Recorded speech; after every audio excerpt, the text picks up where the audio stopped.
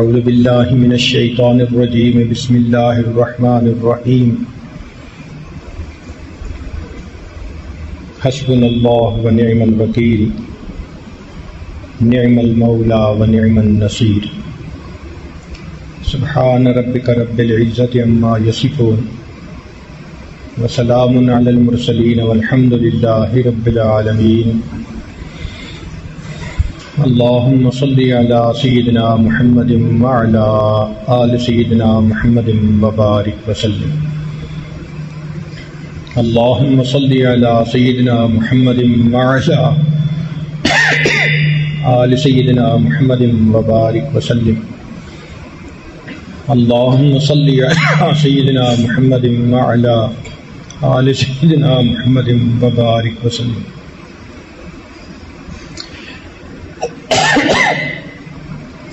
انسان اگر اپنے ارد گرد پھیلی ہوئی اس کائنات پر غور کرے تو یہ جلوہ گاہ یار نظر آتی ہے۔ قدم قدم پر اللہ رب العزت کی قدرت کی نشانیاں نظر آتی ہیں۔ یہ قدرتی مناظر اللہ رب العزت کی صفات کے آئینہ دار ہیں۔ آسمان کی وسعتوں کو دیکھو تو اللہ کی عظمت اور کبریائی سامنے آتی ہے۔ انسان کا ذہن اتنا محدود ہے کہ اگر وہ سوچنا چاہے کہ آسمان کی انتہا کہاں ہے تو دماغ میں نہیں آتا۔ کوئی بھی بندہ سوچے کہ اس کائنات کی وسعت کہاں تک ہے تو دماغ میں سوچ سوچ کے کہ وہاں تک ہوگی تو دماغ سوچتا ہے اس سے آگے بھی کائنات ہوگی۔ تو جس انسان کا دماغ اتنا چھوٹا کہ کائنات کی وسعت کو دماغ میں نہیں لے سکتا وہ اللہ کی ذات کو کیا سمجھ پائے گا۔ ہم اگر سمندر کے تلاطم کو دیکھیں، سمندر کے اندر جو موجیں ایک دوسرے کے اوپر گر رہی ہوتی ہیں تو اس کو دیکھ کر اللہ رب العزت کی رحمت کے بے پایہ سمندر کا اندازہ ہوتا ہے۔ سورج کو دیکھیں جو ہر وقت نور برساتا ہے تو اندازہ ہوتا ہے کہ اللہ آپ کی اپنی ذات کے نور کا کیا عالم ہوگا۔ پھول کو دیکھو تو اللہ رب العزت کا جمال نظر آتا ہے۔ شیر کو دیکھو اللہ رب العزت کا جلال نظر آتا ہے۔ حالانکہ ایک جانور ہے شیر، مگر اتنی اس میں ہیبت ہے، اتنا خوف ہے کہ بندہ قریب سے جاتا ہے تو رونگٹے کھڑے ہوتے ہیں۔ اللہ جس مخلوق کو آپ نے پیدا کیا اس کا جلال اتنا ہے تو اگر آپ کسی بات پر خفا ہوتے ہوں گے آپ کے جلال کا کیا عالم ہوگا۔ جانوروں کو دیکھیں تو اللہ رب العزت کی فرما برداری کرنے کی سمجھ آ جاتی ہے کہ جس جانور کو اللہ نے جس حیت پر پیدا کیا پوری زندگی اسی پر گزار دیتا ہے۔ تو ارد گرد دیکھیں تو اللہ رب العزت کی قدرت کی نشانیاں نظر آتی ہیں۔ سچی بات تو یہ ہے کہ اللہ رب العزت بہت بڑے ہیں، جتنا ہم سوچتے ہیں اس سے بھی بڑے، اور سوچیں اس سے بھی بڑے، اس سے بھی زیادہ سوچیں اس سے بھی زیادہ بڑے۔ اس کو کہتے ہیں اللہ اکبر، اللہ سب سے بڑے۔ آپ سوچیں کہ اذان میں 4 مرتبہ شروع میں کہا جاتا ہے اللہ اکبر اللہ اکبر اللہ اکبر اللہ اکبر۔ یہ 4 مرتبہ کہنے کی حکمت کیا ہے کہ مخلوق 4 طرح سے عناصر آگ، پانی، ہوا اور مٹی، اسی سے مخلوق بنی۔ تو کچھ مخلوق آگ سے بنی جیسے جن، کچھ ہوا کی مخلوق، کچھ مٹی سے مخلوق، کچھ پانی کی مخلوق۔ تو جب مؤذن اللہ اکبر کہہ رہا ہوتا ہے تو وہ پیغام دیتا ہے کہ آؤ اس پروردگار کی طرف جو آگ اور اس کی مخلوق کی طاقت سے بھی زیادہ طاقت والا ہے، جو مٹی اور اس سے پیدا ہونے والی مخلوق کی طاقتوں سے بھی بڑا طاقت والا ہے، جو پانی اور اس کی مخلوق کی طاقت سے زیادہ بڑی طاقت والا ہے۔ جو ہوا اور اس کی مخلوق کی طاقتوں سے بھی زیادہ بڑی طاقت. کبھی آپ نے پانی کی طاقت دیکھی؟ اللہ اکبر. سمندر میں اگر کبھی طوفان آ جائے بڑے بڑے جہاز الٹے ہو جاتے ہیں.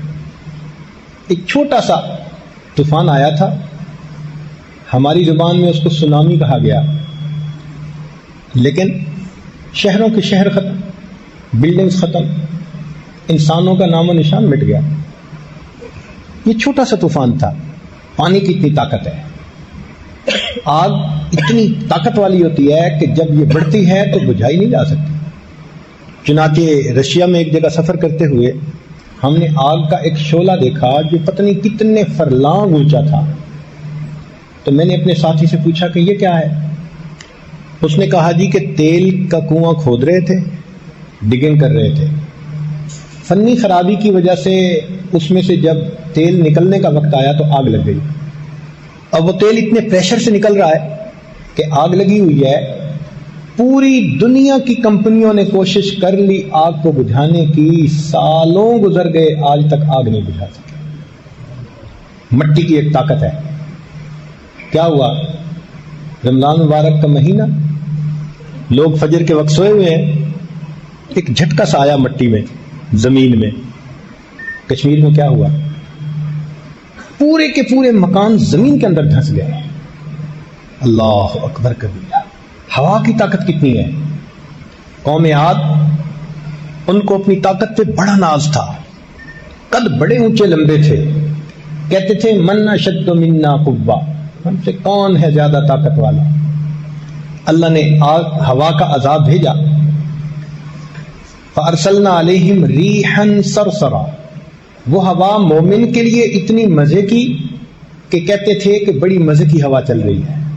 کافر کے لیے اتنی زیادہ سخت تھی کہ ان کو پٹک پٹک کر اس نے زمین پر مارا. اگلے دن ان کفار کی لاشیں زمین پر اس طرح بکھری ہوئی تھیں کأنہم اعجاز نخل خاویہ، جیسے کہ کھجور کے تنے زمین کے اوپر لیٹے ہوئے ہوتے ہیں.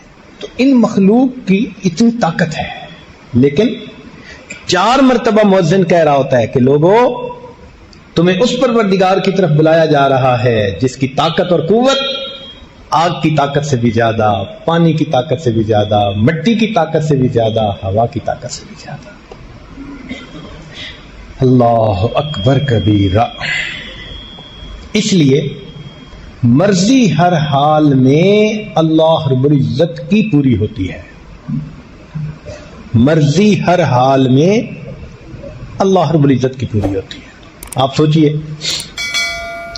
حضرت آدم علیہ السلام جنت میں ہیں اور دل چاہتا ہے کہ ہمیشہ جنت میں رہیں. اللہ تعالیٰ چاہتے ہیں کہ ان کو دنیا میں بھیجیں. شیطان نے آ کر مشورہ دیا کہ یہ دانا کھا لیں تو ہمیشہ جنت میں رہیں گے. کھا لیا اور نتیجہ کیا نکلا؟ زمین پر اترنا پڑا. تو مرضی کس کی پوری ہوئی؟ اللہ رب العزت کی. حضرت نوح علیہ السلام اللہ کے پیغمبر علیہ السلام ہیں.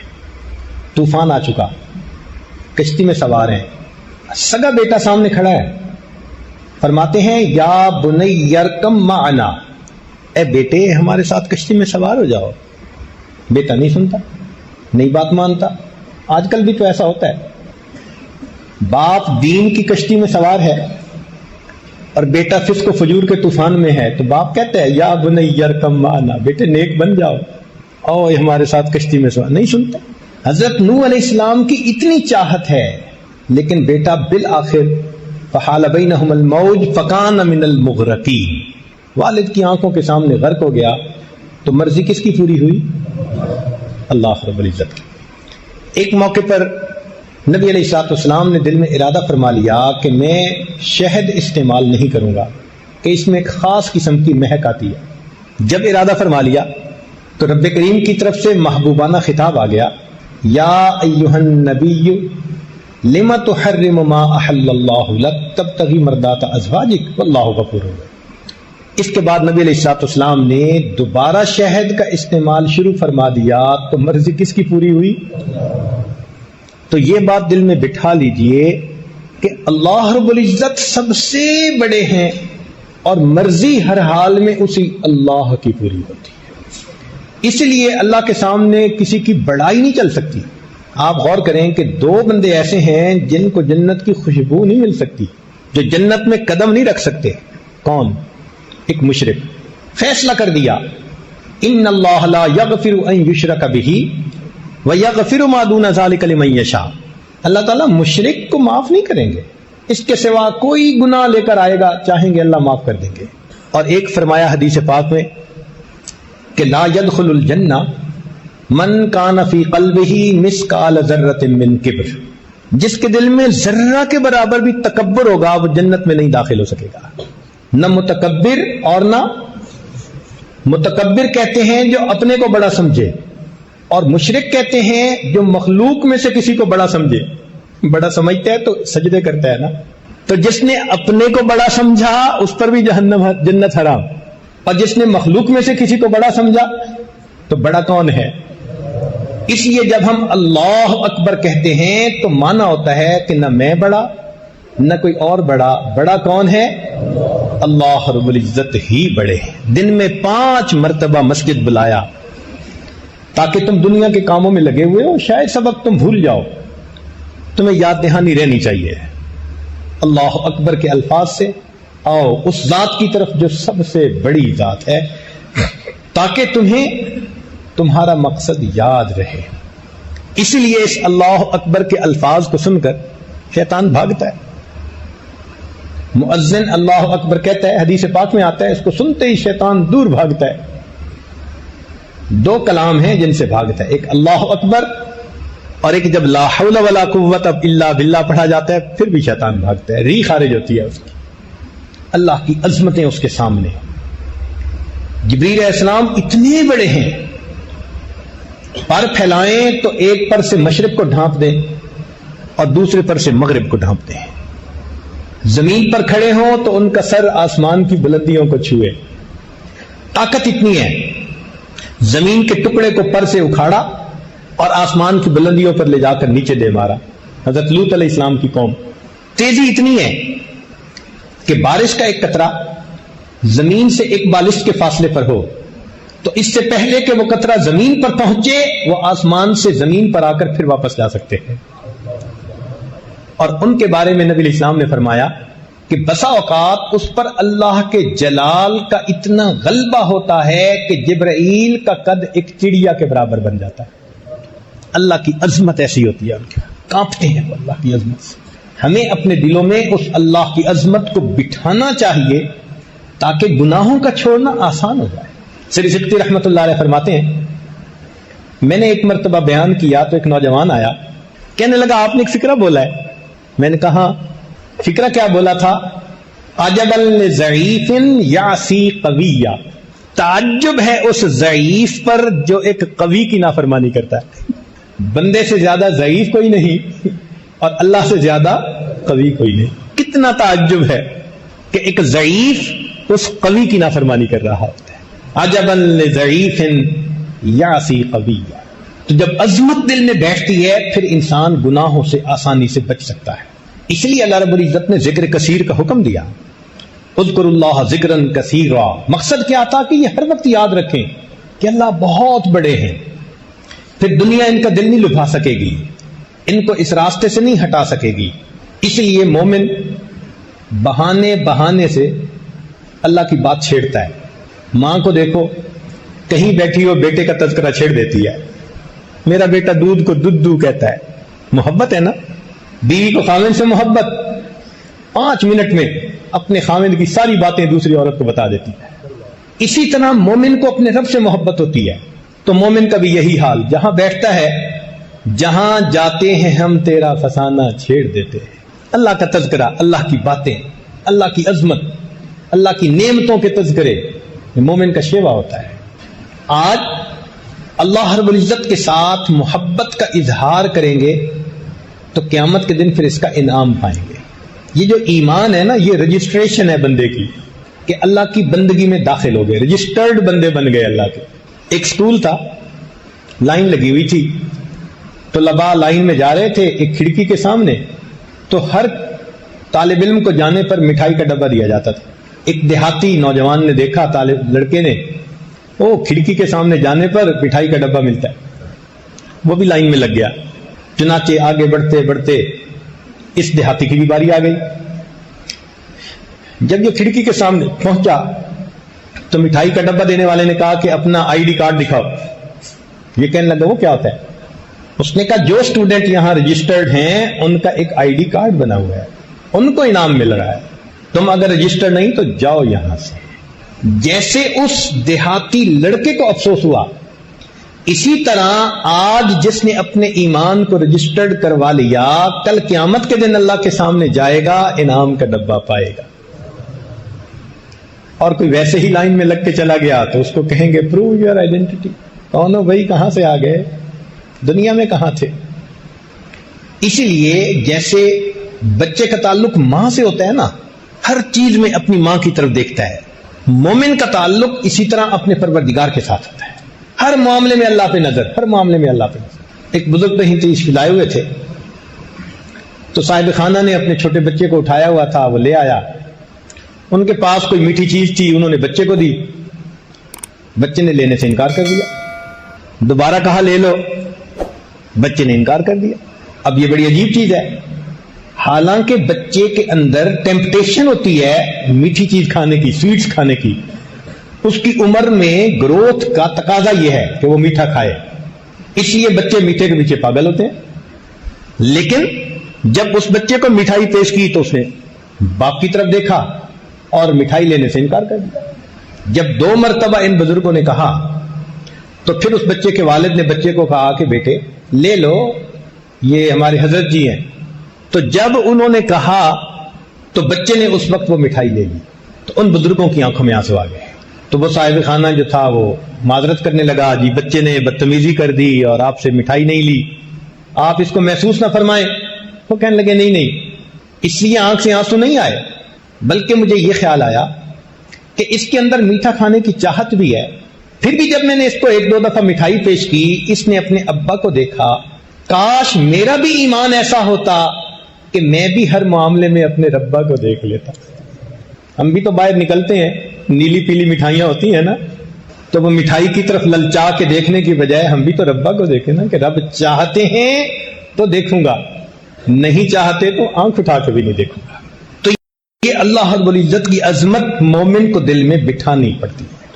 اب یہاں ذہن میں یہ بات رکھیے کہ اللہ رب العزت نے جس طرح اس کائنات کو پیدا کیا، تو اس کائنات میں جو حالات عدلتے بدلتے ہیں وہ بھی اللہ کی منشا سے ہوتے ہیں۔ اللہ تعالیٰ مغیر الاحوال ہے، دن عدلتے بدلتے ہیں۔ وَتِلْكَ الْأَيَّامُ نُدَاوِلُهَا بَيْنَ النَّاسِ، ہم انسانوں کے درمیان یہ دل عدلتے بدلتے رہتے ہیں، نہ کسی پر ہمیشہ خوشی، نہ کسی پر ہمیشہ غم، نہ ہمیشہ صحت، نہ ہمیشہ بیماری، حالات عدلتے بدلتے ہیں۔ اور اس لیے بدلتے ہیں کہ اللہ تعالیٰ اپنے بندے کو مختلف حالات میں آزماتے ہیں۔ اب کوئی بندہ اگر مصیبت اور پریشانی میں پھنس جائے، وہ پریشان ہوتا ہے کہ یہ مصیبت ختم ہی نہیں ہوتی۔ تو اس میں اصول یہ سمجھیں کہ مصیبت اللہ رب العزت ہی کی طرف سے آتی ہے۔ قُل لَن يُصِيبَنَا إِلَّا مَا كَتَبَ اللَّهُ لَنَا، کہہ دیجئے ہرگز تم کو کوئی پریشانی نہیں پہنچتی مگر وہی جو اللہ نے مقدر میں لکھی ہوتی۔ تو جب مصیبت آتی اللہ کی طرف سے ہے تو مصیبت کے ختم ہونے کے لیے رجوع بھی اللہ کی طرف کرنا چاہیے۔ ہم کیا کرتے ہیں کہ مصیبت تو اللہ کی طرف سے آئی اور اس کے دور کرنے کے لیے مخلوق کے پیچھے بھاگتے۔ یہاں معاملہ گڑبڑ ہوتا ہے۔ جس نے پریشانی کے عالم میں اللہ رب العزت کی طرف رجوع کیا، اللہ رب العزت اس کے حالات کو سنوار دیتے ہیں۔ چنانچہ انبیاء کرام کے واقعات قرآن مجید میں تفصیل کے ساتھ بتائے گئے تاکہ لوگوں کو پتہ چل جائے کہ پہلے والی بزرگ ہستیوں پر، مقدس ہستیوں پر بھی حالات آئے، انہوں نے اللہ کی طرف رجوع کیا، اللہ نے ان کے حالات کو ٹھیک کر دیا۔ ہم بھی ان کے نقش قدم پر چلنے والے بن جائیں۔ حضرت نوح علیہ السلام تقریباً 1000 سال تک اپنی قوم کو دعوت دیتے رہے اللہ کی طرف۔ رب انی دعوت قومی لیلا و نہارا، دن اور رات دعوت دی، مگر قوم ایسی تھی ماننے کے لیے تیار نہیں تھی. بہت تھوڑے لوگ تھے جو بات ماننے والے تھے، حتیٰ کہ طبیعت بھر گئی اور قوم مذاق اڑاتی تھی. یہاں تک کہ جب انہوں نے کشتی بنانی شروع کی تو قوم پوچھتی تھی کیوں بنا رہے ہو؟ فرماتے طوفان آئے گا. تو وہ کہتے ہم تو دعائیں مانگتے ہیں طوفان آئے، یہ ریت پر کشتی تھوڑا چلے گی. تو حضرت نوح علیہ السلام فرماتے ان تسخروا منا فانا نسخر منکم کما تسخرون، جیسے تم مذاق اڑاتے ہو ایک وقت آئے گا ہم تمہارا مذاق اڑائیں. تو قوم نے ستا دیا تھا، پتھر مارتے تھے، پتھروں میں دب جاتے تھے. جبرائیل علیہ السلام بسا اوقات آ کر پتھروں سے ان کو نیچے سے نکالتے تھے. اکیلے تھے. کتنا دل پہ انسان کے غم ہوتا ہے. آپ کسی کو چند دن بات سمجھائیں نا آپ تنگ آ جائیں گے. 1 سال کی بات نہیں، 2 سال کی نہیں، 1000 سال. اللہ اکبر کبیرہ. ایک کرب تھا دل میں، ایک غم تھا دل میں، جس نے مغموم بنا دیا تھا حضرت نوح علیہ السلام کو. چنانچہ بالآخر انہوں نے اللہ سے دعا کی. اللہ تعالیٰ ارشاد فرماتے ہیں وَلَقَدْ نَادَانَا نُوحٌ فَلَنِعْمَ الْمُجِيبُونَ، تحقیق نوح علیہ السلام نے ہمیں پکارا اور ہم بہتر پکار کا جواب دینے والے ہیں. وَنَجَّيْنَاهُ وَأَهْلَهُ مِنَ الْكَرْبِ الْعَظِيمِ، ہم نے ان کو اور ان کے اہل خانہ کو کرب عظیم سے نجات عطا. تو اس کرب سے، ان مصیبتوں سے، دکھ سے بچانے والا کون ہے؟ اللہ رب العزت ہے. یہاں ایک اور بات بھی سمجھ لیجیے. حضرت نوح علیہ السلام کے بعد حضرت موسیٰ علیہ السلام اور حضرت ہارون علیہ السلام دونوں پیغمبر فرعون کی طرف بھیجے گئے. انہوں نے جا کر دعوت دی، مگر فرعون نے اپنی حکومت کے نشے میں ان کی قوم کو پیس کے رکھ دیا. یذبحون ابناءکم ویستحیون نساءکم، بیٹیوں کو زندہ چھوڑ دیتے، بیٹوں کو قتل کر دیتے.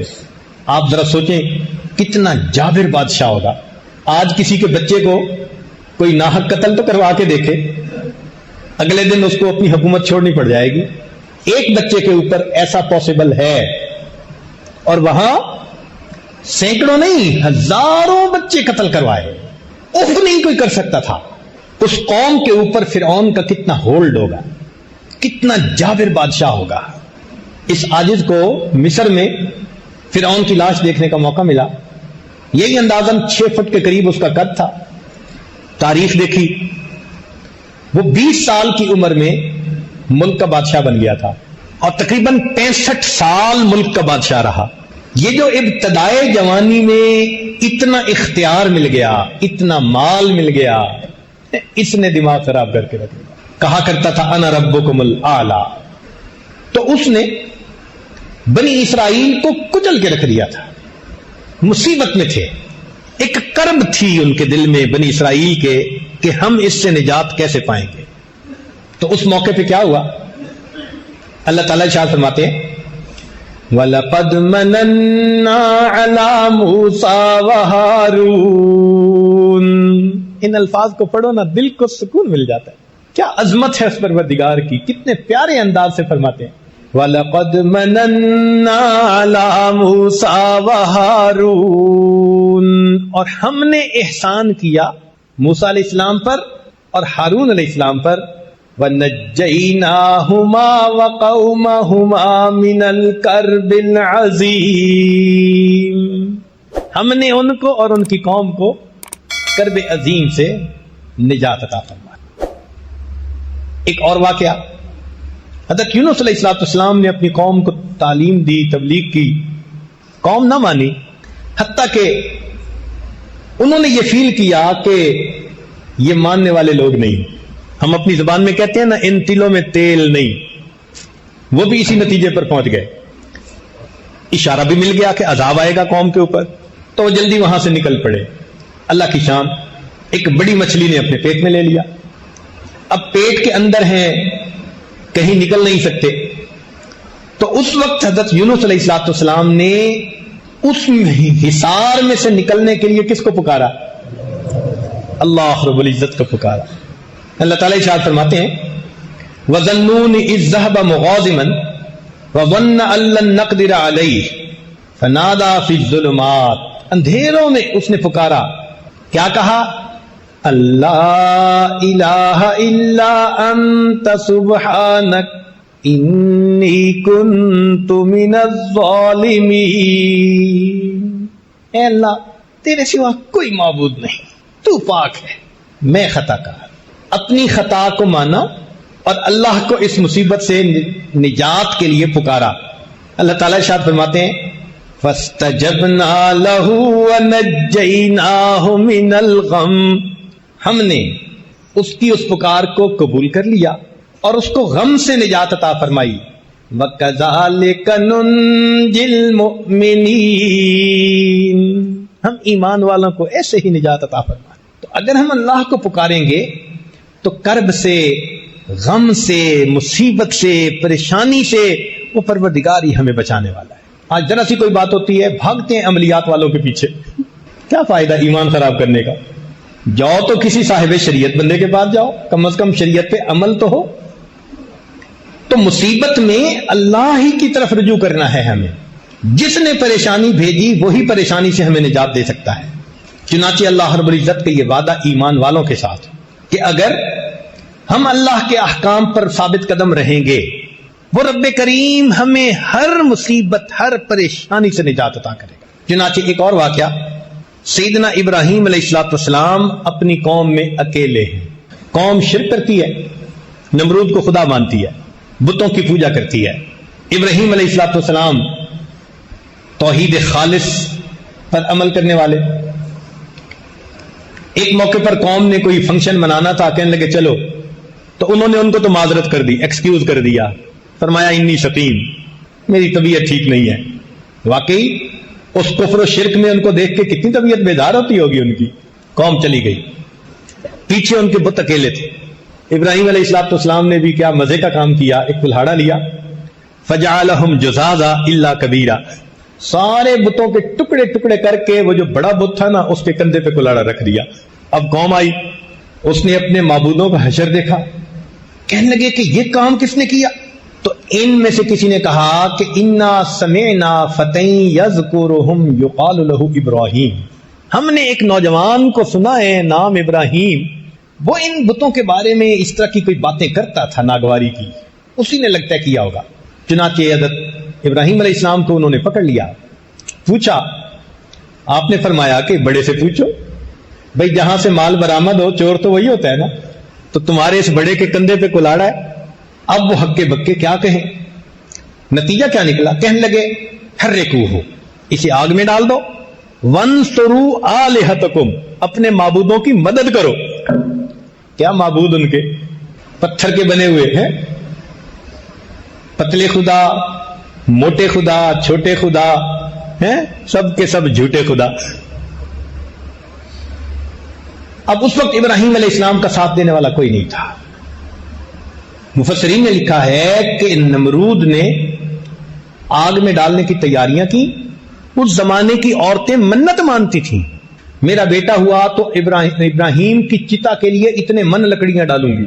لکڑیاں اکٹھی کی گئیں، پہاڑ نظر آتا تھا، آگ لگائی گئی. اتنی آگ تھی کہ کوئی قریب جا نہیں سکتا تھا. جولے پہ بٹھا کے ڈالا گیا. ابراہیم علیہ السلام کو آگ نظر آ رہی ہے لیکن اللہ کے ساتھ ایمان پختہ تھا.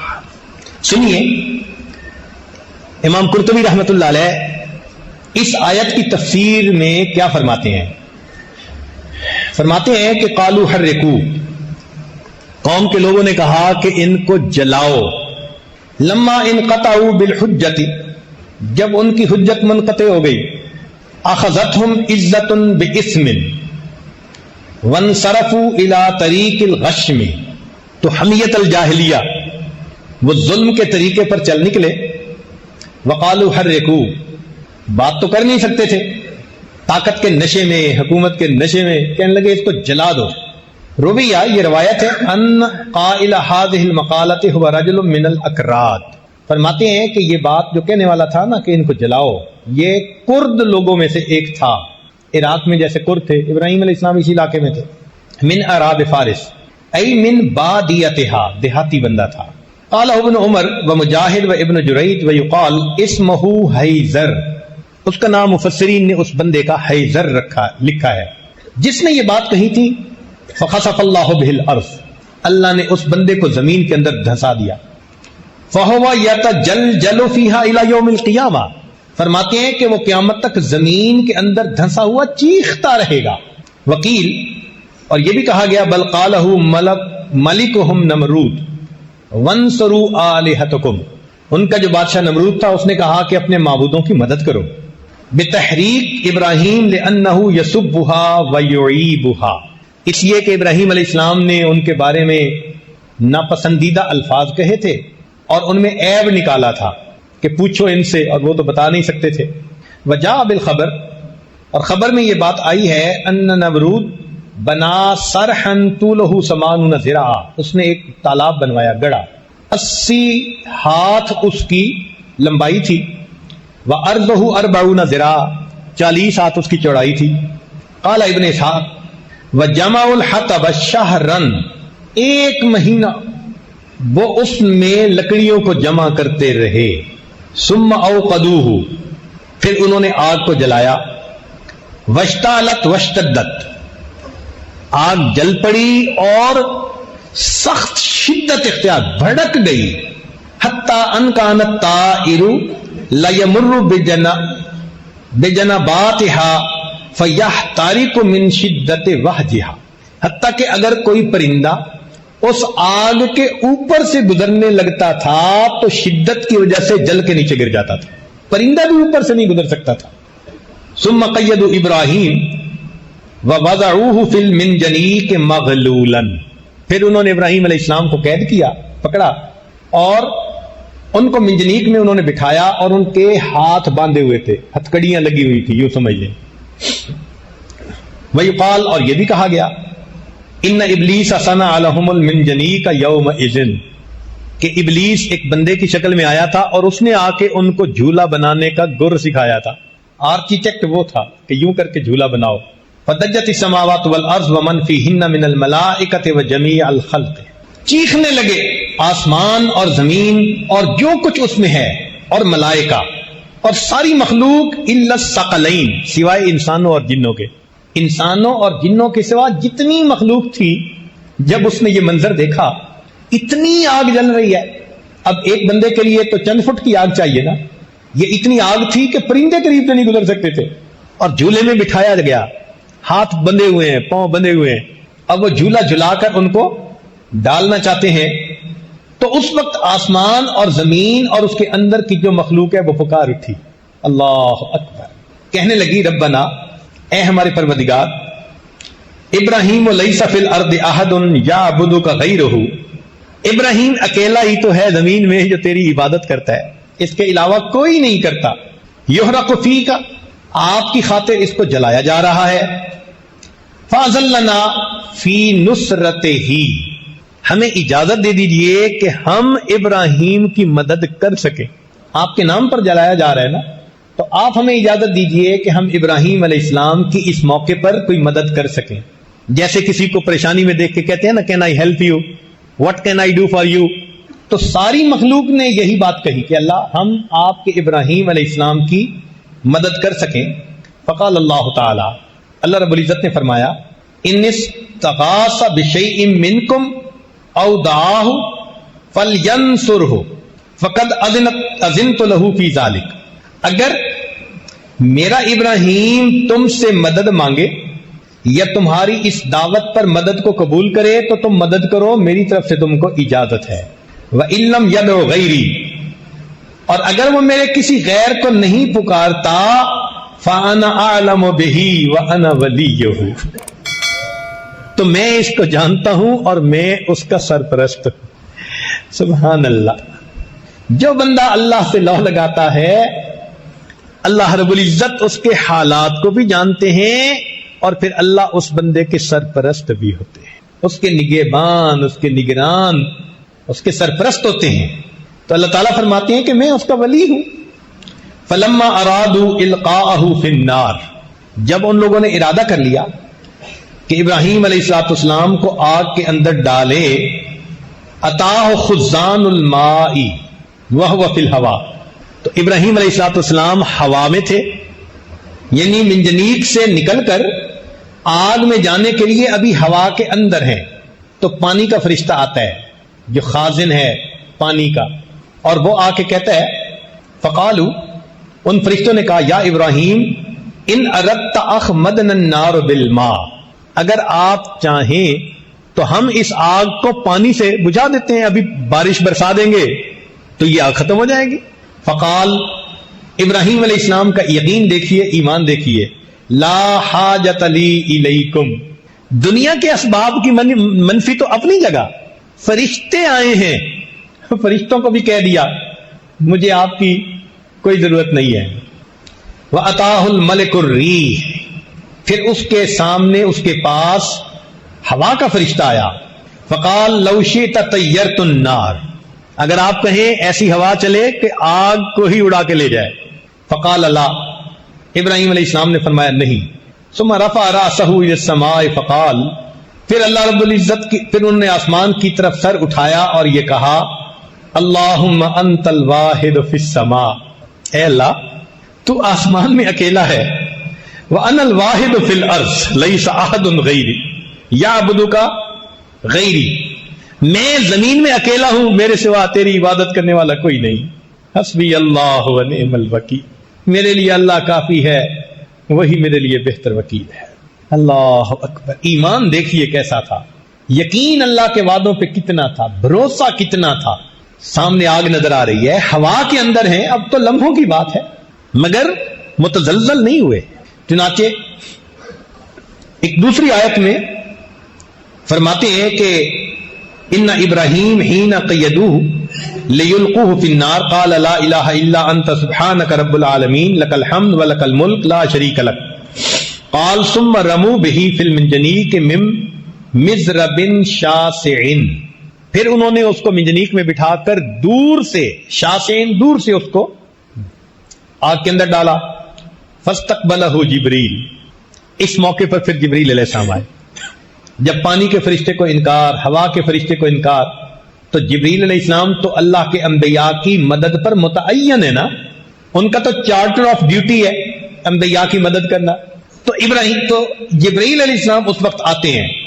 فقال، جبریل علیہ السلام نے آ کر پوچھا یا ابراہیم الک حاجہ، اے ابراہیم what can I do for you? Do you need me? آپ کو میری ضرورت ہے؟ قال اما الیک فلا، ابراہیم علیہ السلام نے فرمایا اگر تو اپنی طرف سے آئے ہو تو کوئی ضرورت نہیں، اگر اپنی طرف سے آئے ہو تو کوئی ضرورت نہیں۔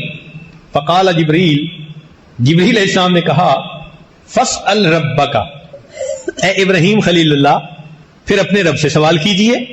تو جب انہوں نے یہ کہا تو ابراہیم علیہ السلام نے عجیب جواب دیا، فقال، فرمایا حسبی من سؤالی علمہ بحالی، کہ سوال کرنے سے مجھے یہ زیادہ بات کافی ہے کہ میں جس حال میں ہوں میرا اللہ جانتا ہے، یہ بات میرے لیے کافی ہے، مجھے سوال کرنے کی کیا ضرورت ہے، میرا پروردگار دیکھنے والا، جاننے والا۔ کیا عجیب جواب دیا ہے، حسبی من سؤالی علمہ بحالی۔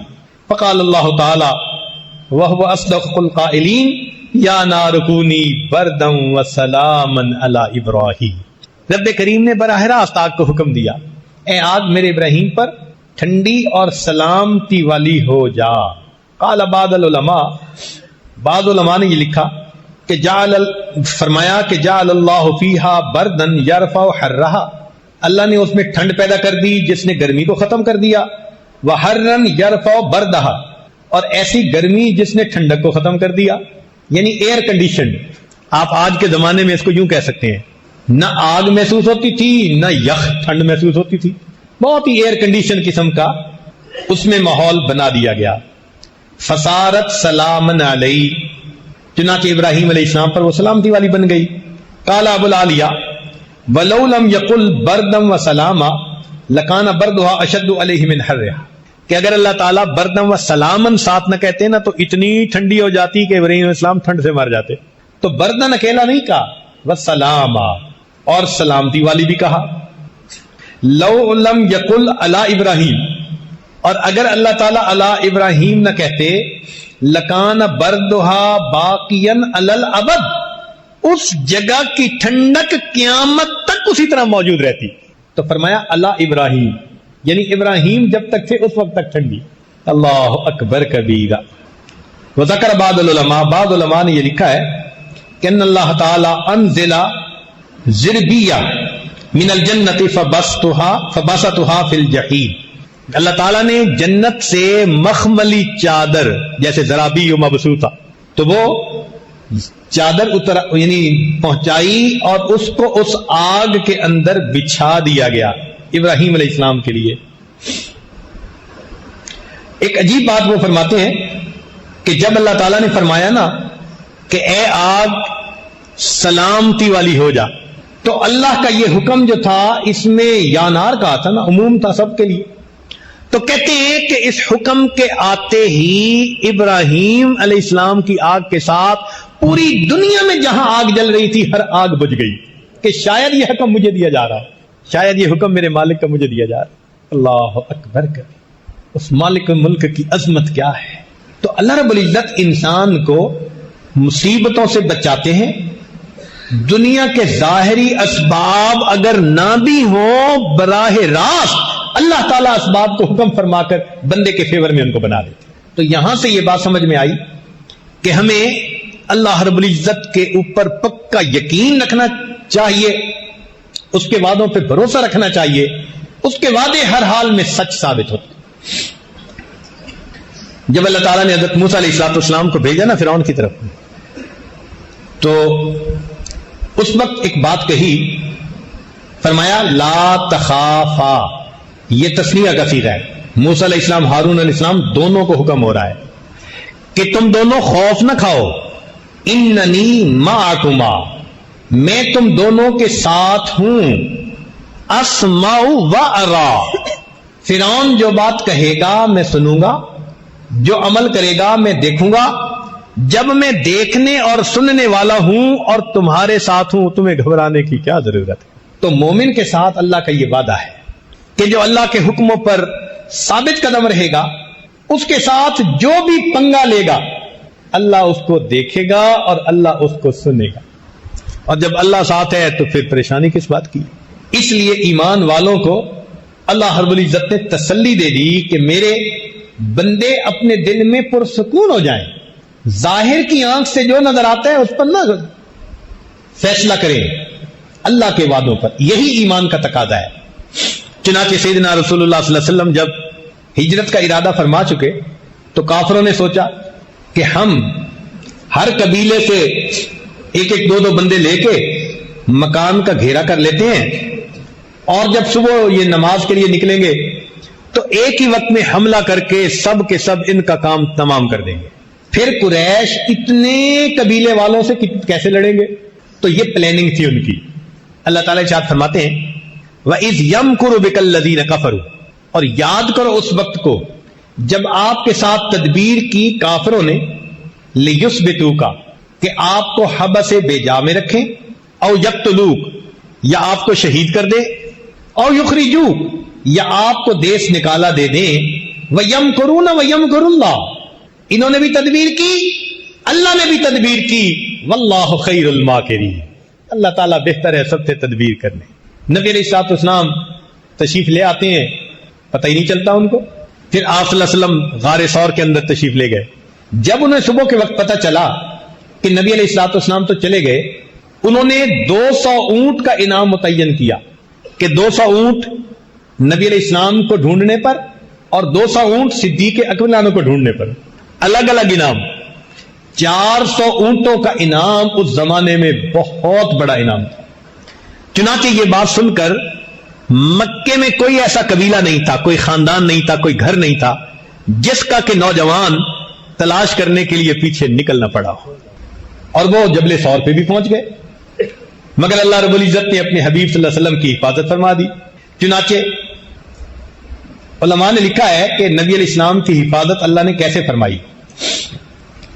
اخرج ابن سعد و ابن مردوے ان ابن مصعب قال ادرکت انس بن مالک و زید بن ارقم والمغیرۃ بن شعبہ فسمعتهم يتحدثون ان النبي صلی اللہ علیہ وسلم لیلۃ الغار، کہ جب نبی علیہ الصلوۃ والسلام غار میں تھے جس رات آپ وہاں پر روپوش ہوئے، امر اللہ شجرۃ فنبتت فی وجہ النبی فسترته، اللہ تعالیٰ نے ایک پودے کو حکم دیا، وہ پودا اگایا اور نبی علیہ الصلوۃ والسلام کے چہرے کو ڈھانپ لیا، یعنی سامنے غار کے دروازے پر ایک پودا اگایا اللہ کے حکم سے۔ وَأَمْرَ اللَّهُ الْأَنْكَبُوتَ فَنَسَجَتْ فِي وَجْهِ النَّبِيِّ صلی اللہ علیہ وسلم فَسَتَرَتْهُ، اللہ تعالیٰ نے مکڑی کو حکم دیا، اس نے غار کے دروازے کے اوپر جالا بن دیا اور نبی علیہ الصلوۃ والسلام کو چھپا لیا۔ وَأَمَرَ اللَّهُ حَمَامَتَيْن، اور اللہ رب العزت نے کبوتروں کو حکم دیا، وحشیتین، جنگلی کبوتر، فوقفنا بفم الغار، کہ وہ غار کے دروازے کے اوپر ہی ٹھہر جائیں۔ تو جو غار کے دروازے پر وہ پودا تھا نا، وہاں دو کبوتر وہ وہیں رک گئے۔ اب واقبل فتیان قریش من کل بطن رجل بعصیہم واسیافہم وحراویہم، ہر گھر سے نوجوان قریش کے نکل پڑے اپنے عصا لے کر، اپنی تلواریں لے کر اور اپنے ڈنڈے لے کر، حتیٰ اذا کانوا من النبی صلی اللہ علیہ وسلم قدر 40 ذراعا، حتیٰ کہ 40 ہاتھ کا فاصلہ۔ فنزل بعضهم فنظر فی الغار، وہ تو سواریوں پر آ گئے تھے، ان میں سے ایک بندہ نیچے بھی اترا اور اس نے غار میں بھی دیکھا۔ فرجع الی اصحابہ، تو غار میں دیکھ کر اس نے جب دیکھا کہ یہاں تو مکڑی کا جالا ہے اور کبوتریاں بھی تھی، تو وہ واپس چلا گیا۔ فقالو، جو اس کے ساتھی تھے انہوں نے پوچھا، مالک لم تنظر فی الغار، کیا مسئلہ، تو نے غار کے اندر کیوں نہیں جھانک کے دیکھا؟ فقال، وہ کہنے لگا، رأیت الحمامتین بفم الغار فعرفت ان لیس فی احد، میں نے دو کبوتریوں کو یہاں بیٹھے ہوئے دیکھا ہے، لگتا ہے کہ اس غار کے اندر کوئی نہیں، اگر کوئی ہوتا تو جنگلی کبوتر تو یہاں نہ بیٹھتے نا۔ فسمع النبی صلی اللہ علیہ وسلم ما قال، نبی علیہ السلام نے آواز سنی اس کافر کی جو باتیں کر رہا تھا۔ فعرف ان اللہ درا عنہ بہما، نبی علیہ السلام سمجھ گئے کہ اللہ تعالیٰ نے ان کو ادھر سے موڑ دیا۔ اللہ اکبر کبیرہ، اللہ رب العزت نے دکھا دیا کہ دیکھو یہ جو مکڑی کا جالا ہے نا، اس کو دنیا میں سب سے کمزور دیوار کہا جاتا ہے۔ ان اوہن البیوت لبیت العنکبوت، قرآن گواہی دے رہا ہے، بتلا دیا کہ لوگوں جب میں حفاظت کرنے پہ آتا ہوں تو سب سے کمزور دیوار اگر میں درمیان میں حائل کر دیتا ہوں، پوری دنیا کی طاقت مل کر اس دیوار کو نہیں توڑ سکتی، میں اس سے حفاظت کر کے دکھا دیتا ہوں۔ اللہ رب العزت کی مدد سبحان اللہ عجیب ہے، اس لیے ہم اللہ رب العزت کی احکام کے اوپر پابندی کے ساتھ عمل کرنے والے بن جائیں، جس حال میں بھی ہوں گے ہمارا پروردگار ہماری مدد فرمائے گا، اور وہ پروردگار ہمیں ہماری مصیبتوں میں سے نکالے گا۔ تو نظر کس پر رکھنی ہے؟ ایک اللہ کی ذات پر، ادھر ادھر سے نگاہیں ہٹا لیں، ایک اللہ رب العزت کی ذات پر اپنی نگاہوں کو جما لیں۔ ان مشکلات میں وہی ہمارے کام آئے گا، اور ان مصیبتوں سے اور اس کرب اور غم سے وہی ہمیں نجات دلائے گا۔ اللہ رب العزت قرآن مجید میں ایمان والوں کے ساتھ کچھ وعدے فرماتے ہیں، امید ہے کہ آپ گوش ہوش کے ساتھ سنیں گے، توجہ کے ساتھ اس بات کو سنیں گے کہ یہ اللہ رب العزت کے وعدے ہیں ایمان والوں کے ساتھ۔ سب سے پہلا بات اللہ تعالیٰ فرماتے ہیں، واللہ اعلم باعدائکم، اللہ جانتا ہے تمہارے دشمنوں کو، ہم نہیں جانتے ہمارا دشمن کون ہے۔ ہماری نظر میں تو دوست ہو سکتا ہے، مگر دوستی کے رنگ میں کوئی دشمنی کر رہا ہو تو دلوں کی نیت کو ہم کیسے جانیں؟ اور آج کل تو حال بھی یہی ہے کہ کفر دوست بن کے دشمنی کرتا ہے، زیادہ قریب ہو کے زیادہ گہرا زخم لگانے کی کوشش کرتا ہے، اوپر اوپر سے خیر خواہی کر رہا ہوتا ہے، اندر سے جڑیں کاٹ رہا ہوتا ہے۔ چنانچہ اللہ تعالیٰ فرماتے ہیں کہ تمہیں ایمان والوں پتہ نہیں ہے کہ تمہارا کون ہے، تمہارا دشمن کون ہے۔ واللہ اعلم باعدائکم، اللہ جانتا ہے تمہارے دشمنوں کو۔ ایک بات تو یہ بتا دی، اگلی بات یہ بتائی، وَلَن يَجْعَلَ اللَّهُ لِلْكَافِرِينَ عَلَى الْمُؤْمِنِينَ سَبِيلًا، اللہ تعالیٰ ہرگز کافروں کو ایمان والوں تک پہنچنے کا راستہ نہیں دے گا. اس کی مثال ایسے کہ جیسے کسی کے بچے کو کوئی ہاتھ لگانا چاہے، مارنا چاہے، تو باپ کہتا ہے میاں میری لاش سے گزر کے جاؤ گے، یعنی پہلے مجھ سے نمٹو پھر میرے بچے کو ہاتھ لگاؤ. اس آیت کا ترجمہ ہو بہو یہی بنتا ہے کہ اللہ تعالیٰ فرماتے ہیں کہ ایمان والو، جو تم تک آنا چاہے گا پہلے مجھ سے نمٹے گا پھر تم تک آئے گا نا، تو میں تم تک آنے ہی نہیں دوں گا.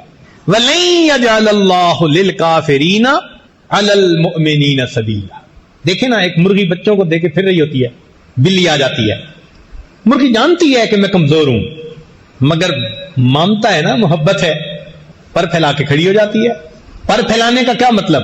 وہ بلی کو مارے گی؟ نہیں، مطلب یہ ہوتا ہے کہ اگر تم نے کچھ کرنا ہی ہے تو پہلے مجھے مارو پھر میرے بچوں کو ہاتھ لگا. ماں کی مامتا کا یہ حال ہے، اللہ کی اپنے ایمان والوں کے ساتھ محبت کا کیا حال ہوگا.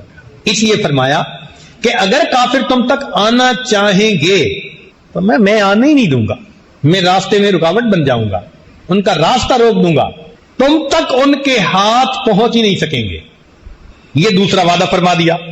پھر وضاحت سے بات کہہ دی، انا لننصر رسلنا، ہمارے ذمہ ہے مدد اپنے رسولوں کی، والذین آمنوا، اور ایمان والوں کی، فی الحیات الدنیا، اس دنیا کی زندگی میں، ویوم یقوم الاشہاد، اور اس دن جب قیامت ہوگی گواہیاں دی جائیں گی.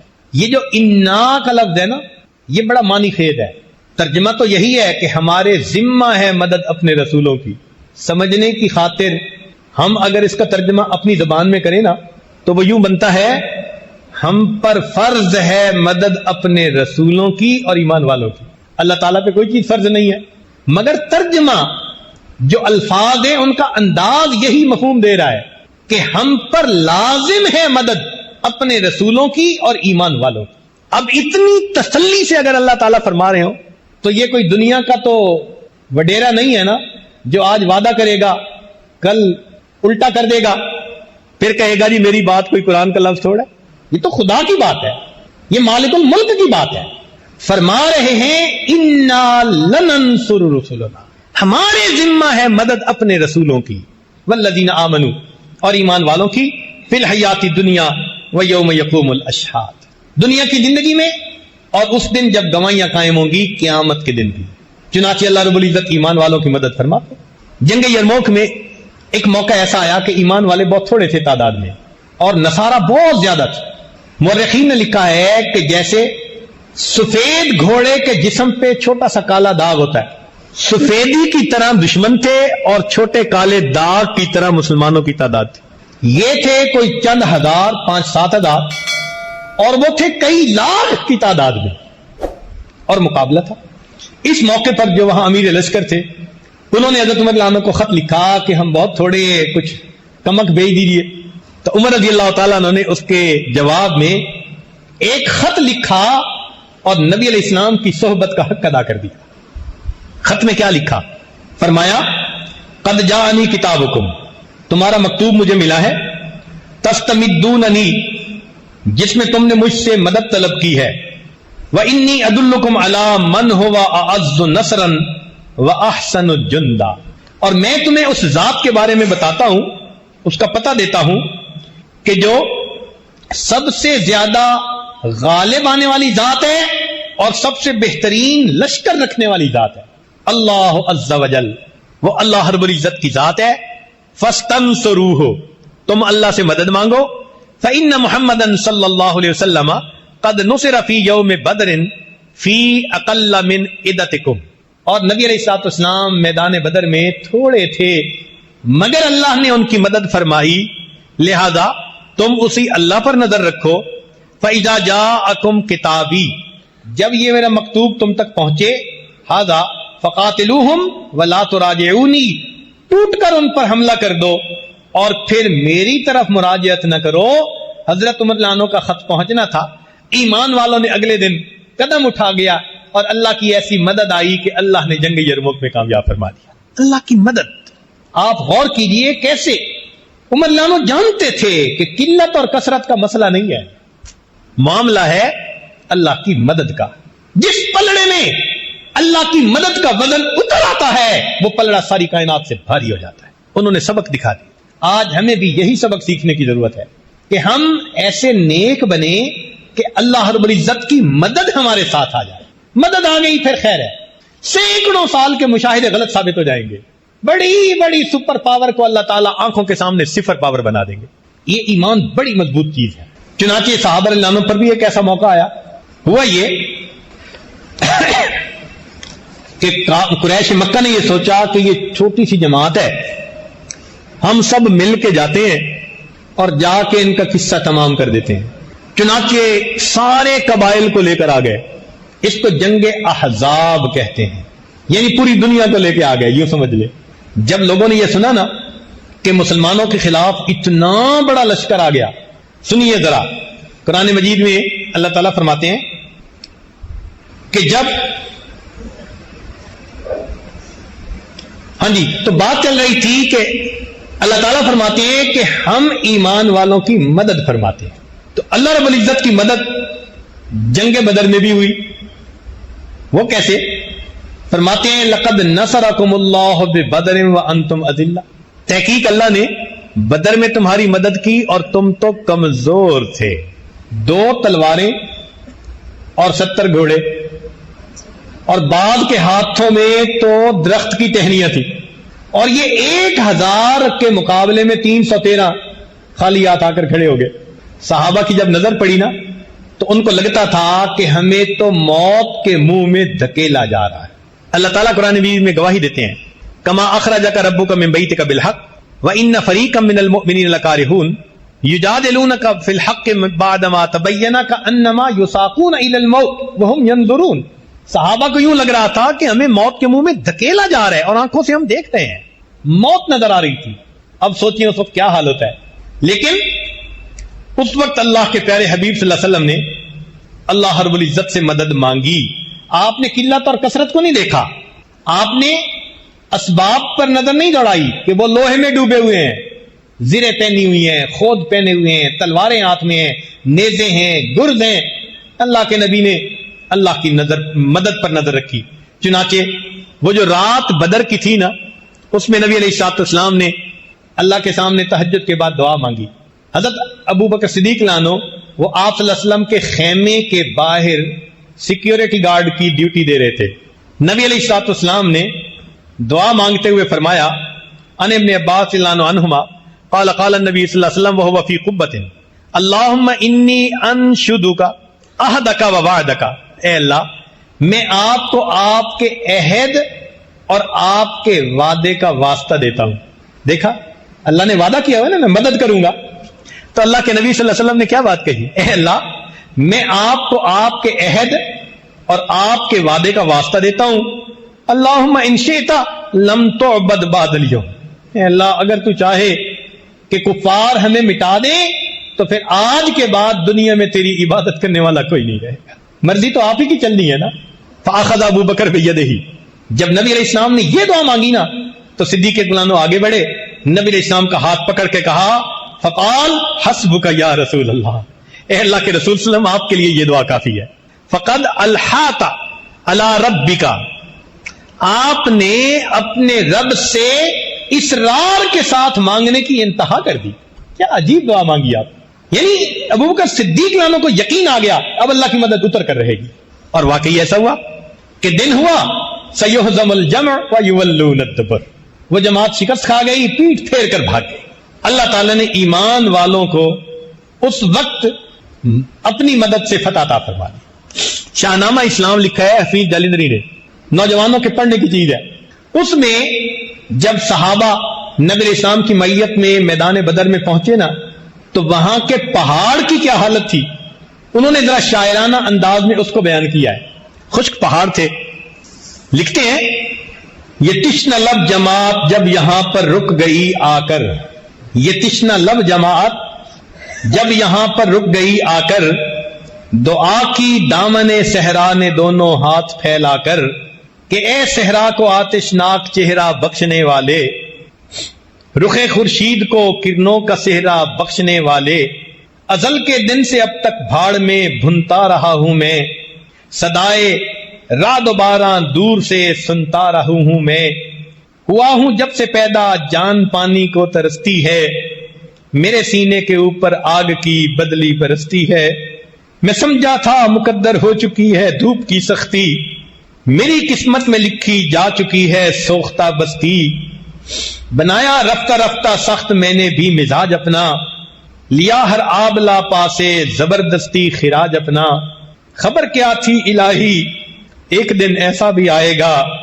کہ تیرا ساقی کوثر یہاں تشریف لائے گا، اگر یہ بات پہلے سے مجھے معلوم ہو جاتی میرے دل کی کدورت خود بخود معدوم ہو جاتی، خبر کیا تھی یہاں تیرے نمازی آ کے ٹھہریں گے، شہید آرام فرمائیں گے غازی آ کے ٹھہریں گے، خبر کیا تھی ملے گی یہ سعادت میرے دامن کو، بنایا جائے گا فرش سعادت میرے دامن کو، خبر ہوتی تو میں شبنم کے قطرے جمع کر رکھتا، چھپا کر ایک گوشے میں مصفا حوض بھر رکھتا، وہ پانی ان مقدس مہمانوں کو پلا دیتا، میں اپنی تشنگی دیدار حضرت سے بجھا لیتا، میرے سر پر سے گزرا نوح کے طوفان کا پانی، تأسف ہے کہ مجھ سے ہو گئی اس وقت نادانی، اگر رکھتا میں اس پانی کی تھوڑی سی خبرداری تو ہو جاتا میری آنکھوں سے چشموں کی طرح جاری، یہ 70 اونٹ 2 گھوڑے یہاں سیراب ہو جاتے،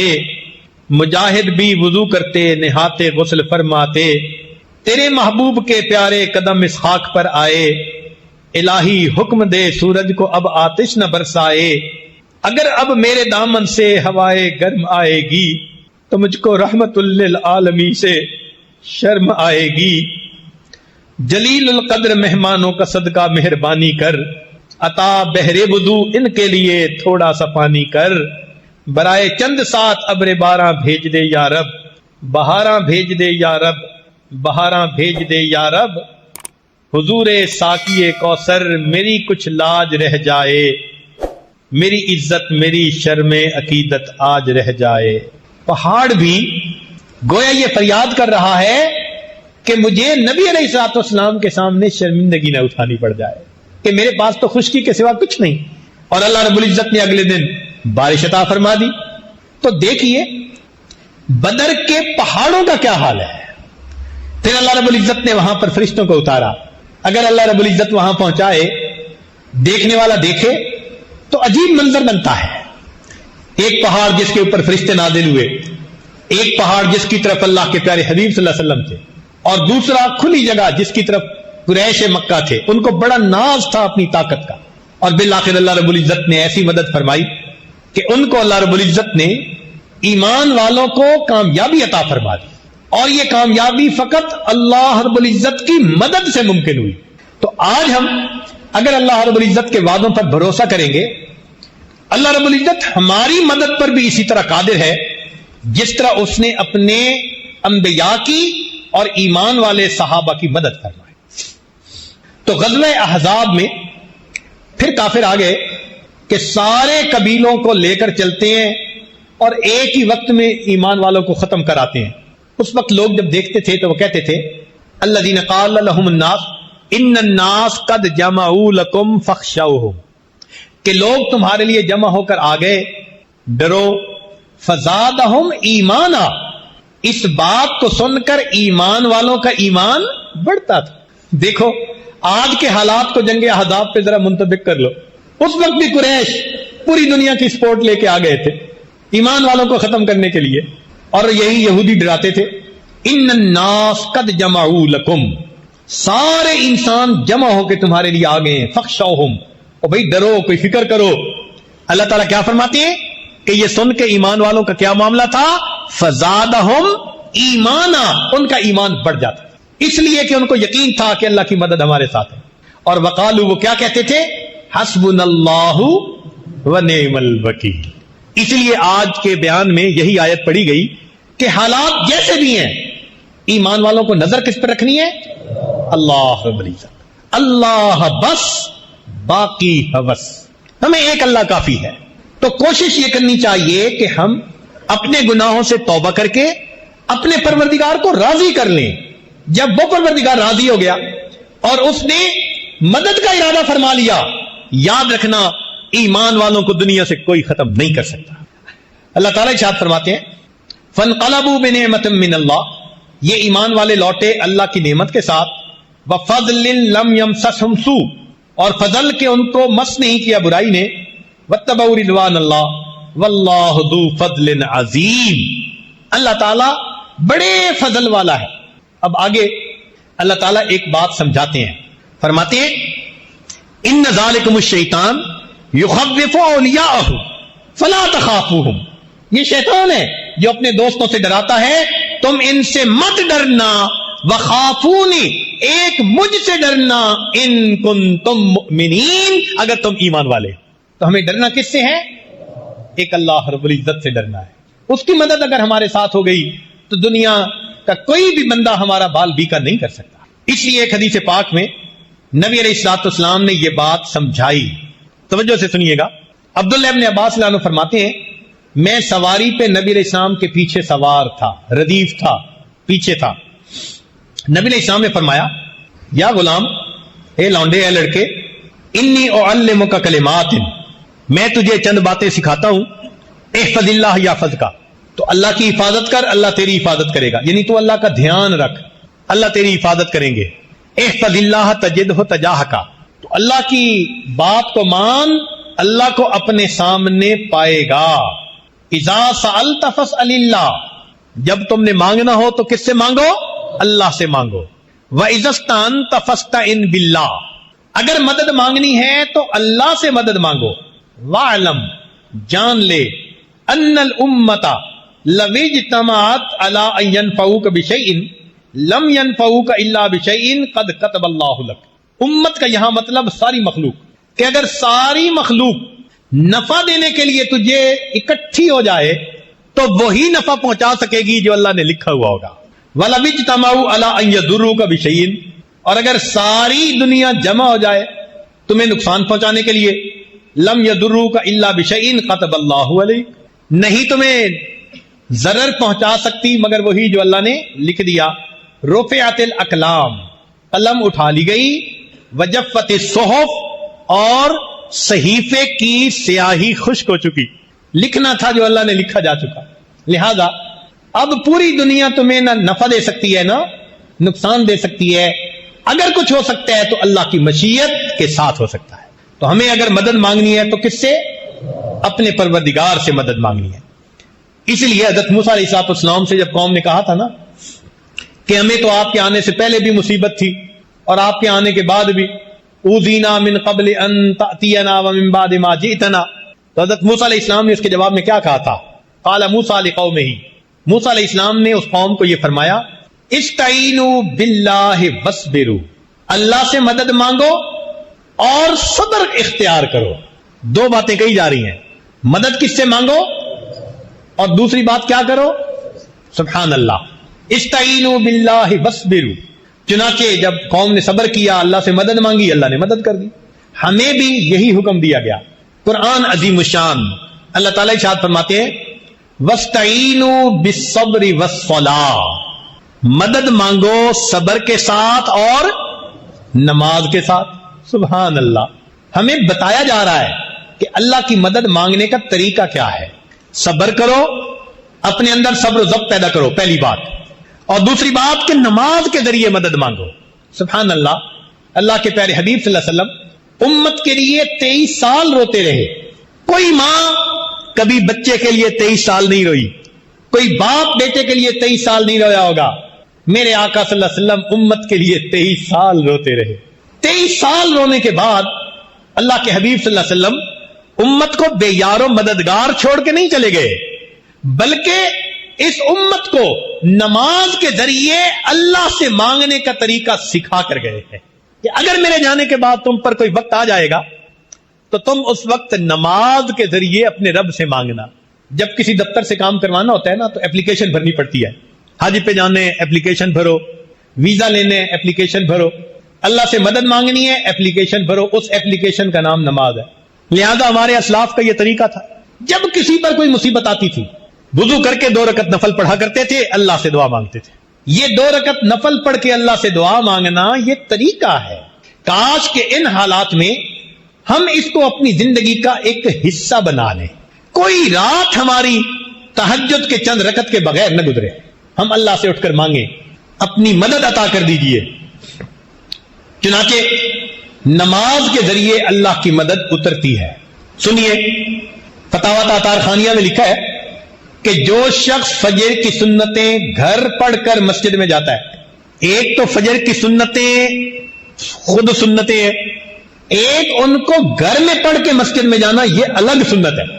تو جو بندہ اس سنت پر عمل کرتا ہے اللہ 3 انعام عطا فرماتا ہے. ایک، اس کے گھر میں جھگڑے ختم ہو جاتے ہیں. اس کے گھر میں جھگڑے آج دیکھو تو میرے خیال ہے 90% سے زیادہ لوگ کہیں گے گھر کی مصیبتیں، اولاد کی نافرمانی، بیوی کی پریشانی، گھر کے تقاضے پورے نہیں ہوتے، میاں بیوی کے درمیان نہیں بنتی.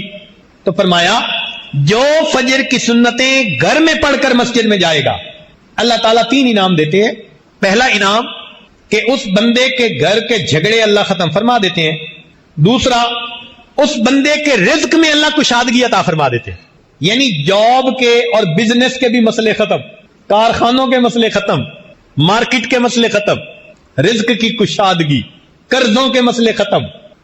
جو گھر میں سنت پڑھ کر جاتا ہے 3 انعام. گھر کے جھگڑے اللہ ختم فرما دیتے ہیں. نمبر 2، اللہ تعالیٰ رزق میں کشادگی عطا فرماتے ہیں. اور تیسرا انعام، اللہ موت کے وقت ایمان کی حفاظت کے ساتھ دنیا سے جانے کی توفیق عطا. اب دیکھیے اللہ کے حبیب صلی اللہ علیہ وسلم نے کیا کیا پیاری باتیں بتائی ہیں. ہمیں عمل کرنا تو ہمارے ذمہ ہے. ہم اگر عمل کریں تو یہ نعمتیں ہمیں مل سکتی ہیں. چنانچہ مسلم شریف کی روایت ہے، توجہ فرمائیے. ان ابی الدرداء رضی اللہ تعالیٰ عنہ، ابو الدرداء رضی اللہ عنہ روایت کرتے ہیں، یہ حدیث قدسی ہے. حدیث قدسی کا معنی اللہ تعالیٰ فرماتے ہیں، یا ابن آدم، اے آدم کے بیٹے، آدم کی اولاد، لا تعجز عن 4 رکعات من اول النہار اکفیک آخرہ، تو دن کے شروع میں یعنی فجر کی 4 رکعت پڑھ لیا کر، اس کی برکت ہوگی، میں سارا دن تیرے کاموں میں تیری مدد کروں گا. فجر کی نماز کتنے لوگ پڑھتے ہیں؟ آج جمعہ میں جتنے مسلمان مسجد میں آتے ہیں نا، اتنے مسلمان اگر فجر کی نماز میں مسجد میں آنے لگ جائیں، یہ عاجز گمان کرتا ہے اللہ کی مدد اتر آئے. تو فرمایا دن کے شروع میں 4 رکعت پڑھ لیا کر، میں سارا دن تیرے کاموں میں تیری مدد کروں. دیکھو نماز سے اللہ کی مدد کیسے اترتی ہے. یہ نماز عجیب نعمت ہے، بندے کو اللہ سے ملا دیتی ہے، بلکہ بندے کو اللہ کا محبوب بنا دیتی ہے. سنیے ابن سنی نے ام میمونہ رضی اللہ تعالیٰ عنہ سے یہ حدیث روایت کی ہے. فرماتے ہیں اللہ تعالیٰ ارشاد فرماتے ہیں، ما تقرب الی العبد بمثل اداء فرائضی، کہ میرا بندہ میرا اتنا تقرب نہیں پا سکتا جتنا کہ فرض ادا کرنے سے تقرب پا سکتا ہے. اس کو کہتے ہیں قرب بالفرائض، یعنی فرائض پر عمل کرنے کی وجہ سے انسان اللہ کے قریب ہو جاتا ہے، اس کے پیارے بندوں میں شامل ہو جاتا ہے. تو جو بندہ فرائض ادا کرے وہ اتنا قریب، اور جو نفل پڑھے تو چیری اپون دی کیک کے اوپر تھوڑی سی کریم رکھتے ہیں نا، میٹھی مزے کی ہوتی ہے، تو وہ نفل اتنے اچھے اللہ کو پیارے لگتے ہیں. دستور کی بات ہے کہ جو بندہ ایکسٹرا ٹائم میں اپنے مالک کا کام کرے تو وہ پیارا لگتا ہے. گھر کا خادم آتے ہوئے شہد کی بوتل لے آئے، اور جی شہد خالص مل رہا تھا، راستے میں میں نے کہا میں آپ کے لیے لے آتا ہوں. اب ڈیوٹی ٹائم تو نہیں تھا نا، اپنے ٹائم میں اس نے 5 منٹ رک کے شہد خریدا. آپ پیسے بھی دیں گے، ساتھ محبت بھی بڑھے گی. اس نے میرا خیال رکھا، ایکسٹرا ٹائم میں کام کیا. تو ایکسٹرا ٹائم جو ہوتا ہے نا وہ خوشی کا باعث بنتا ہے. یہ نفل ایکسٹرا ٹائم ہے، فرائض نہیں ہے، اس لیے نفل پڑھنے والے سے اللہ بہت خوش ہوتے ہیں. چنانچہ فرماتے ہیں وَإِنَّهُ لَيَتَقَرَّبُ إِلَيَّ بِالنَّوَافِلِ حَتَّى أُحِبَّهُ، کہ میرا بندہ نوافل کے ذریعے اتنا میرے قریب ہو جاتا ہے کہ میں اس بندے سے محبت کرنے لگ جاتا ہوں. ہمارے دل میں بھی تمنا ہونی چاہیے ہم اللہ کے محبوب بن جائیں، اللہ کے پیارے بندے بن جائیں. اور یہ دیکھو کہ یہ محبوب کیسا بنتا ہے. فرمایا فَإِذَا أَحْبَبْتُهُ، جب میں اس سے محبت کرتا ہوں، اللہ فرماتے ہیں كُنْتُ رِجْلَهُ الَّتِي يَمْشِي بِهَا، میں اس کے پاؤں یعنی اس کی ٹانگیں بن جاتا ہوں جس سے وہ چلتا ہے. وَيَدَهُ الَّتِي يَبْطِشُ بِهَا، ہاتھ بن جاتا ہوں جس سے وہ پکڑتا ہے. وَلِسَانَهُ الَّذِي يَنطِقُ بِهِ، زبان بن جاتا ہوں جس سے وہ بولتا ہے، وقلبہ الذی یعقل بہ، دل بن جاتا ہوں جس سے کہ وہ سوچتا ہے۔ اللہ اکبر کبیرہ۔ اسی طرح کی حدیث بخاری شریف میں بھی ہے، الفاظ کے کچھ فرق کے ساتھ، مفہوم یہی ہے۔ یعنی اللہ تعالیٰ فرماتے ہیں کہ میں اس بندے کی آنکھیں بن جاتا ہوں، زبان بن جاتا ہوں، ہاتھ بن جاتا ہوں، پاؤں بن جاتا ہوں۔ یا اللہ، آپ فرما رہے ہیں مالک الملک، احکم الحاکمین، رب العالمین، اپنے بندے کے بارے میں کہ میں اس کے یہ اعضاء بن جاتا ہوں۔ اللہ اکبر۔ اور یہ نہیں کہ یہ صرف بات ہی بات ہے، یہ سچ ہے۔ چنانچہ اللہ تعالیٰ نے اس کو سچ کر دکھایا۔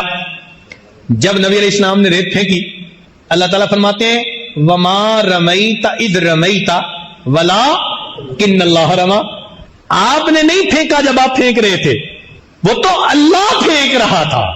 یا اللہ، آپ اتنے بڑے ہیں، بندے کے ساتھ اتنا احسان فرماتے ہیں کہ اگر وہ آپ کے حکم کی پیروی کر لیتا ہے، استقامت کے ساتھ جمع رہتا ہے، اتنی شان سے نواز رہے ہیں۔ فرماتے ہیں جب آپ پھینک رہے تھے، آپ نہیں پھینک رہے تھے، اللہ پھینک رہا تھا۔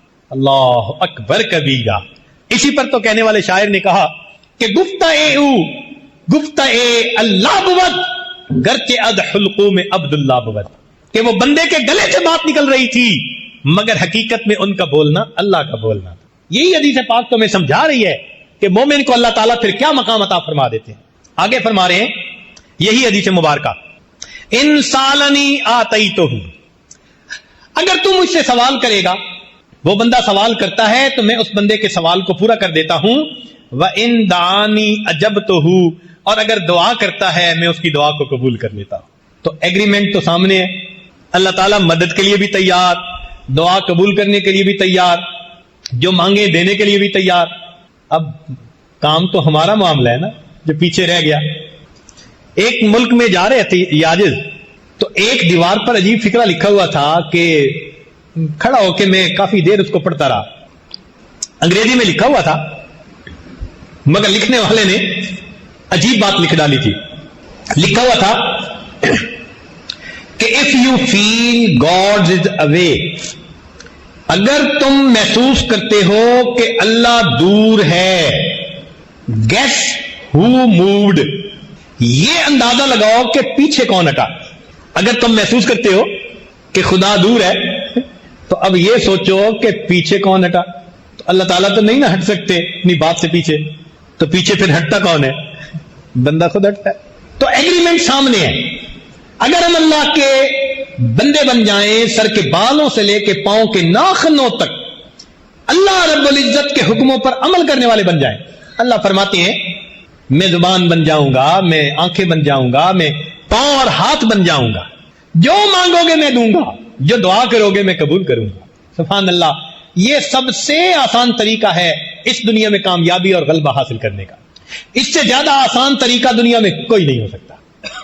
اور اگر انسان اللہ کے در سے راستہ بھول جائے اور رخ پھیر لے تو ایک حدیث پاک میں اللہ فرماتے ہیں ابن آدم تفرغ لعبادتی املا صدرک غنن، تو میری عبادت کے لیے اپنے آپ کو فارغ کر لے، میں تیرے سینے کو غنا سے بھر دوں گا، واسد فقرک، تیرے فقر کو روک دوں گا، والا تفعل، اگر ایسا نہیں کرے گا، ملأت صدرک شغلا، میں تیرے سینے کو شغل سے، کاموں سے بھر دوں گا، ایک ختم نہیں ہوگا، دوسرا، تیسرا، چوتھا، جیسے کہ آج کل ہم پریشانیوں میں گھرے ہوئے۔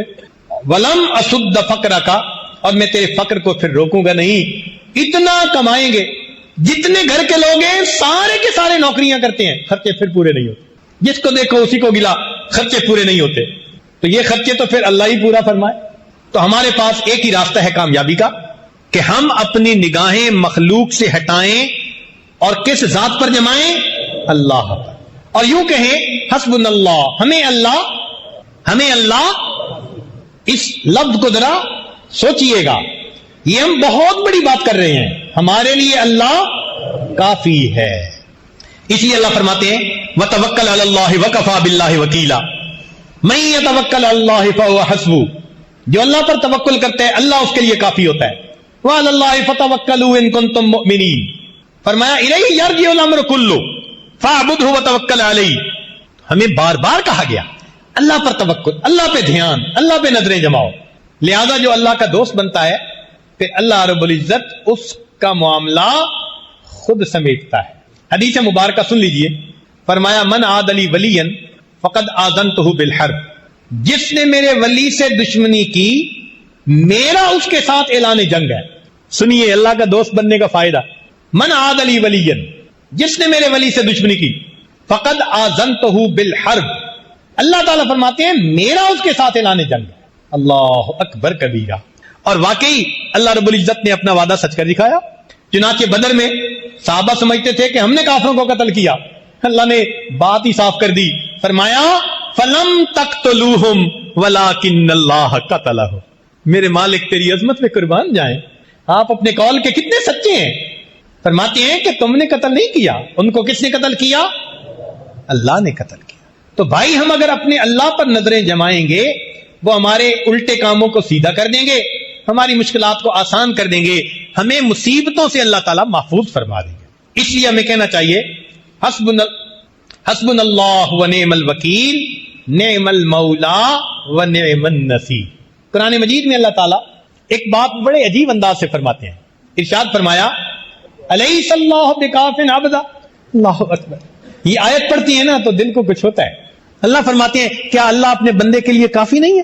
الیس اللہ بکاف عبدا، کیا اللہ اپنے بندے کے لیے کافی نہیں ہے؟ مفسرین نے فرمایا کہ مقصود کہنے کا یہ تھا الیس اللہ بکاف عبادہ، کیا اللہ اپنے ہر بندے کے لیے کافی نہیں؟